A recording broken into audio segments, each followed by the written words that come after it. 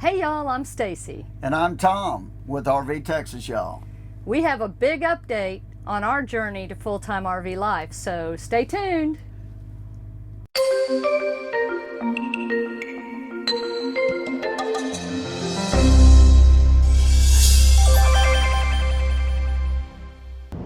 So, it's kind of, we thought you might appreciate the irony of this.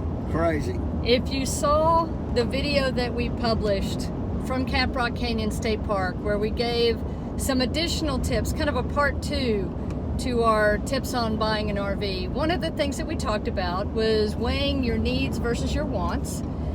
And the example we used of that was, for us, a washer and dryer. And we said, we had a washer and dryer, but in this one, it was more of a priority to be smaller and to use the space better and have storage, so we were going to do without a washer and dryer. Well, which we did. In the new coach that we bought, it doesn't have, new to us, you've seen that video probably, it doesn't have a washer and dryer. Right. And we were totally prepared and okay with, once we moved into the RV full time, we'd be doing our laundry at RV parks, laundromat facilities, that type of thing. We're good with that. What we didn't expect is to start doing laundry somewhere else before we moved out of our sticks and bricks home officially. Well, it was less than 2 weeks after we made that video. Like a week. Like a week. I mean, we got back. A week still is less than 2 weeks. Last time I looked at it. But it was less than 2 weeks after we made that video that our washer broke. So, of course, we're getting ready to sell everything. Actually, right now, we're in the process of selling everything anyway. And we did some research on what we think might be wrong with it. And it's one of those front load washers. And it's going to cost way too much to even have a service guy come out and look at it. So, we're on our way to Mom's house to do some laundry. Yep. Stacy's mom, Kay, which y'all have probably met on the videos before. And luckily, we're going to be able to utilize her washer and dryer. And at the same time, we're going to watch the Astros are in the playoffs. And the game's going on right now. So we'll kill 2 birds with 1 stone. So we get to visit with Mom. And 3 birds with 1 stone. Feel like I'm back, a few decades ago, going to Mom's house to do laundry. Feel like I'm in college again. I know, right? So yeah, I guess be careful what you wish for. Things might happen sooner than you expect. But hey, at least it didn't happen 6 months ago. Right. So we're good. But I thought y'all might enjoy the irony of that. Yeah.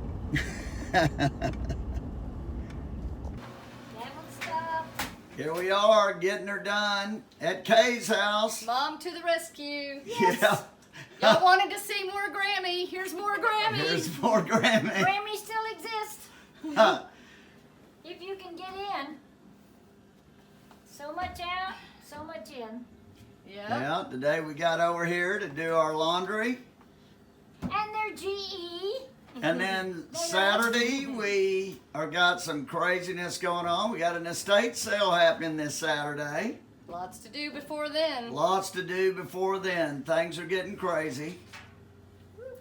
I'm not going to hold your undies out. Oh, I appreciate that. Thank you. She's talking about yours. Yeah. Just whatever I had in my hand, I conveniently dropped. It's good to have backup. Absolutely. Oh, yeah. I think we'll probably use this from time to time, even when we're full-timing. Well, I told them they could park it in the driveway and plug into my outside plugs. That's up to them. We may. Oh, yes, and the Astros won. Yes, they did. Go Astros. Doing laundry and watching the Astros playoffs. And having lunch. Having lunch. We're multi-talent. Yeah.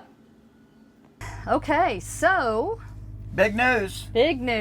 Well, y'all know, if you've watched our series so far of our journey to full-time RV life, you probably know that our first major hurdle for us was to figure out what RV was going to be right for us to live in. And we did that when we bought our 2017 Tiffin Breeze that we're sitting in right now. Right. So that was a check mark. Yep, we checked that one off the list right away. Yeah, and so then the next step was going to be, we had to sell our business.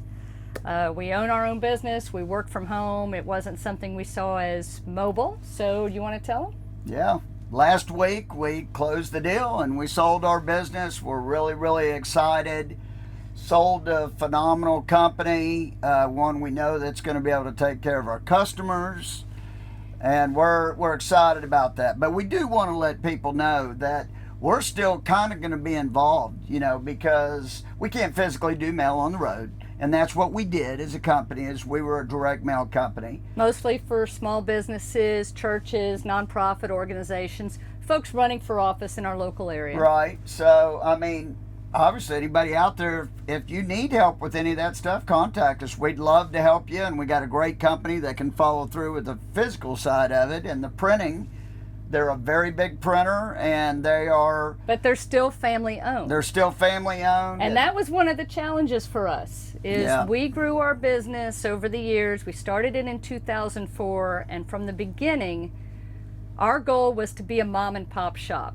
And we always wanted to be that so that we could provide a high level of customer service and individual attention to all of our customers. And I think we did pretty well at that over the years. But in selling it, we wanted to find a company that was a good match that could carry on that tradition. Yeah, and we had done work with this company in the past. We knew them well. And they have a phenomenal mail shop there too. Everything about them is top notch. They got great customer service. So, you know, we have a lot of expertise in that field. So if any of you out there need help with direct mail, you know, contact us. We'd love to help you and steer you in the right direction. And I'll put a little bit of information about that on our website, rvtexasyall.com, too, in case any of you are interested. Absolutely. So now it really begins. It ramps up. It ramps up because we are in a downsizing mode, like 911 downsizing, and we have to get rid of all of our stuff. Yeah. And this weekend we have a huge, what we're going to call it, estate garage sale. Yeah, we live in an HOA, a homeowners association neighborhood that only allows garage sales twice a year on certain days that they select. And as it happens, the next one is set for tomorrow, actually. So yeah, because we can't just have a garage sale. They don't allow that. Right. So we're going to do it all in the same day, and hopefully we can get rid of most of our stuff. And we're doing things like on Facebook and stuff like that to list other items. But you know, we want to get it downsized right away because we're starting to also work on some things in the house that need to be fixed before we put the house on the market, which hopefully that happens real soon. We've already had our friend Daniel, who's a master carpenter and who's helped us with various things over the years, you know, come out and take a look at a few things that he's going to help us with. And our buddy Brian, who's an electrician, who's helped us with several things over the years, is going to come out and help us. And yeah, it's time. You know, like some of our neighbors said, you know, this is really happening. Yeah, when we put Stacy put a post out on Facebook asking people, how do you sell things? You know, how to... We've never sold any of our stuff like that online. And so they gave her recommendations, and a lot of our neighbors and stuff said, oh wow, this is becoming real. And it is real. I mean, for us, and Stacy and I were talking last night, and like I said, you know, there's nothing in that house that I can't get rid of. As far as I'm concerned, it can all go, you know. And we have a few family heirloom items. That's really what I'm concerned with, you know, that we're going to have to figure out which relative is getting what of those things. And we've already sold a few items. We have. And while we're doing all this too, like today we're at the RV and stuff, we've been coming back and forth to the RV and arranging the RV, taking the stuff out of the RV that we're not going to take with us. Right. And we don't know. We could be in this RV next week. We're not sure if most of our stuff sells, or at least big furniture and stuff. we're not going to sleep on the floor. Heck, we've got a beautiful bedroom in here, so we're going to just move into the RV. It's definitely, I tell you though, I'm going to tell you, I know a lot of you out there are considering making this move yourself, whether it's to downsize just into a smaller home or a condo or even an RV. The biggest piece of advice that I can give you, now being in the middle of it, is to start downsizing now. Do it a little bit at a time. You know, go on Facebook Marketplace or your neighborhood's Facebook garage sale page or Nextdoor or whatever you're comfortable with, or friends or family that have expressed interest in different things around your house over the years. And anything that you're not using that isn't critical to your daily life, start downsizing now, you know, even if it's years ahead, so that when you're in the position that we're in right now, where we're trying to get it done quickly, it's overwhelming, to be quite honest with you. Well, Stacy yesterday got really emotional, and she said this is all overwhelming. And I told her, I said, yeah, it is overwhelming, but who cares? You know, what we sell, we sell. I'm not that worried about it. What we get out for the sale, we get it out there. If we don't get it out there and get it priced and it doesn't sell tomorrow, big deal. Well, we can give most of it away if we have to. And that's okay.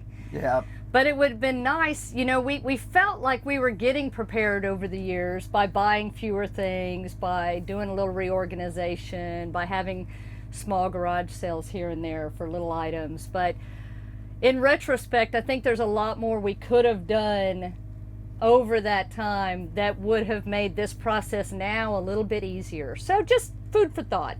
Keep that in mind if you're thinking about doing it in the future. I'm still very excited about it.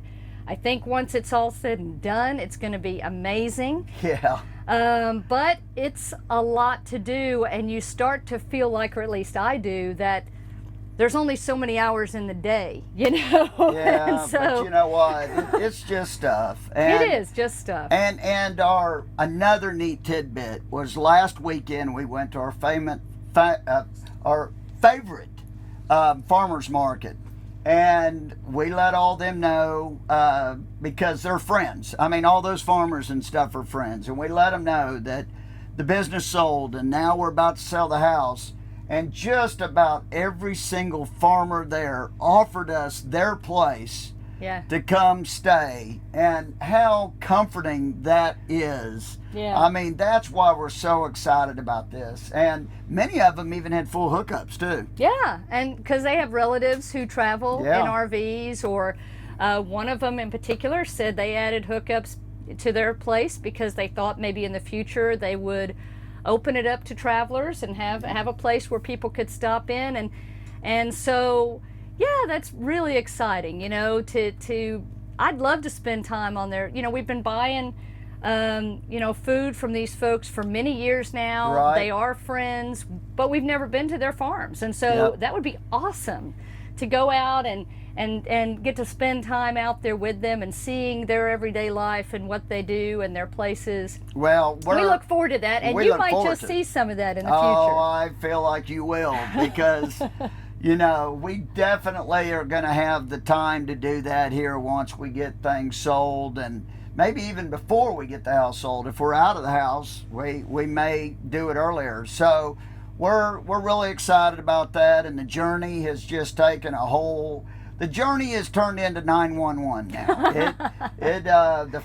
Our foot is on the gas pedal now. You know, with the sale of the business, we no longer need a 3,000 square foot house. No. We have a 3,000 square foot house in a beautiful neighborhood that we bought 11 years ago. It's a beautiful home. That has 2 offices and 3 bedrooms and a formal dining and a breakfast room and a big chef's kitchen and a walk-in pantry, and we just don't need all that space anymore, you know. But we know somebody out there does, and it'd be awesome to be able to now pass that on to the next folks. Well, and actually Stacy says it has 2 offices. It actually has 2 masters in this house. One of the masters we turned into my office. Right. And so selling it on the market, it's a 4-bedroom house, and it's all on 1 story, and it was that way because, like, I'm in the mother-in-law suite, basically. Right. And it's got its own bathroom and everything else. And so it is a beautiful one-story house. It's big for a one-story. we bought it when we did because our business was growing. Yep. And we came to a crossroads in our old house because we were working out of that house also, but it was quite a bit smaller. And we said, okay, do we rent office space somewhere and move the business out of the house and continue to live here, which we also love that house in that neighborhood. It's only 4 miles away from our current house.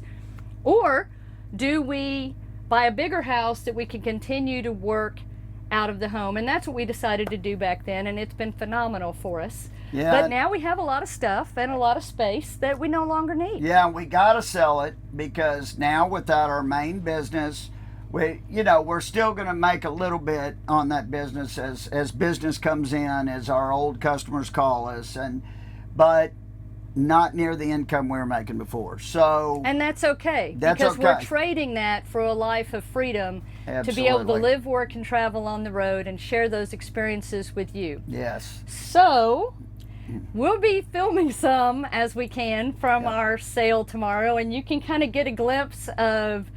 Well, you'll see that throughout this video. You may have already seen it in the video because we're going to put it throughout the video, and but we're getting there. We're getting there, and the journey is really beginning big time. So we're excited. Just stay tuned for more stuff. We're going to keep updating you and letting you know what's going on. We're also going to have other travel videos and.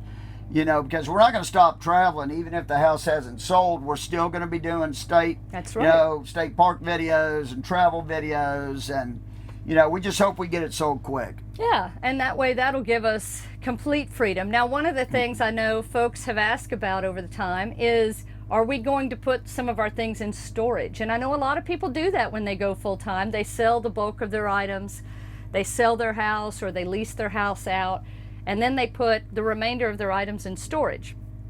We're choosing not to do that. Well, that is our intent That's our intent. We'll see how much stuff we have left, though. Right. But, I mean, we're going to try to not have a storage unit because the amount of money you pay on that, and when you look at it over terms of 2, 3, 4 years, you pay out much more than the stuff you put in there is worth. Right. The things that we would consider putting in storage are things that would really need climate controlled storage. Right. So that usually is a little more expensive, and we don't plan to be on the road just for 6 months or a year. We plan to travel indefinitely for an extended period of time. This is a total lifestyle change for us, and so there's going to be some items that'll go to friends and family. Yep. But for the most part, everything must go. Everything must go. So stay tuned, and we'll just keep bringing you more updates. And thank you for following our journey. Yes. And please subscribe if you haven't already. Yeah, and if you have questions or anything, put them down in the comments section. We answer all those. And if you have any suggestions, if you've got experience with selling some of your items online, we're still looking for the best routes for some of those pieces, especially furniture items and bigger pieces and artwork. Or even great places to donate stuff. Yes. Also, I mean, we're all ears. We're in the Houston area. So if you're in the area and you know of a good charity that takes donations, please let us know, because I know a lot of the stuff we will be donating, and we'd like it to go to some place that can really find use in it and put it, make sure that people who need it get it. Right. So we look forward to those comments. Yep. And until next time, y'all, we'll be doing another update soon. Yeah. Stick with us. Yep. Safe travels. And happy camping. Bye. Bye.